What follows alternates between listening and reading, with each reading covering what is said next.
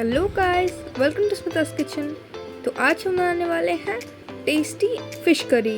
तो चलिए गाइस बनाना शुरू करते हैं। सबसे पहले यहाँ पे हमने ले लिया है 1 किलो मछली। इसके ऊपर हम डाल देंगे हल्दी का पाउडर, लाल मिर्च का पाउडर, नमक और इसे अच्छी तरह से मिक्स करके मैरिनेट करके रख देंगे। अब हमने कढ़ाई में लिया है तेल, सरसों का तेल हमने यहाँ पे यूज़ किया है। इसके बाद हमने इसको अच्छी तरह से फ्राई कर लिया है जिससे कि हमारा जो मछली है वो अच्छे से पक जाए। तो अभी हमारी फ्राइड मछली तैयार हो चुकी है। तो चलिए गाइस ग्रेवी बनाना शुरू करते हैं। सबसे पहले यहाँ पे हमने लिया है प्याज, टमाटर, लाल मिर्च, धनिया पत्ता। इसका हम एक पेस्ट तैयार कर लेंगे।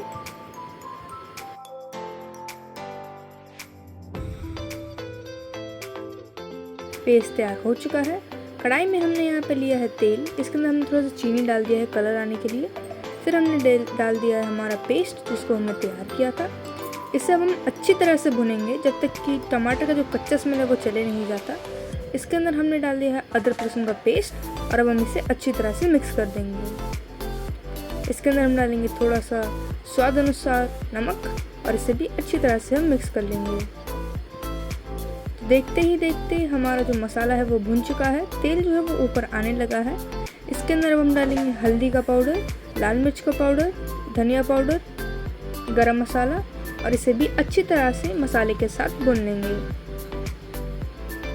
अब हमारा मसाला अच्छी तरह से भुन चुका है। अब हम इसके अंदर डाल देंगे गरम पानी। पानी हम अपने हिसाब से डाल सकते हैं जितना आपको ग्रेवी पसंद है। हमें यहाँ पर थोड़ा ज़्यादा ग्रेवी के साथ खाना था क्योंकि हम चावल के साथ खाते हैं इसे, तो यहाँ पर हमने ज़्यादा पानी ऐड किया है। अब हम इसके अंदर डाल देंगे हमारा फ्राइड मछली और गार्निश कर देंगे इसे थोड़े से धनिया पत्ते के साथ। अब इसको हम बॉईल होने के लिए छोड़ देंगे। तो तैयार हो चुका है हमारा टेस्टी फिश करी। इसको हमने बनाया है ओडिशा स्टाइल, यानी कि जो हमारे ओडिया लोग हैं वो ऐसे फिश करी खाना पसंद करते हैं। इसे आप गर्मा गर्म चावल के साथ एंजॉय कर सकते हैं, या फिर जब हमने इसको फ्राई किया था, मछली को सिंपल फ्राई किया था, उसको आप पखाल के साथ भी खा सकते हैं, वो भी बहुत अच्छा लगता है। Thank you for watching the video.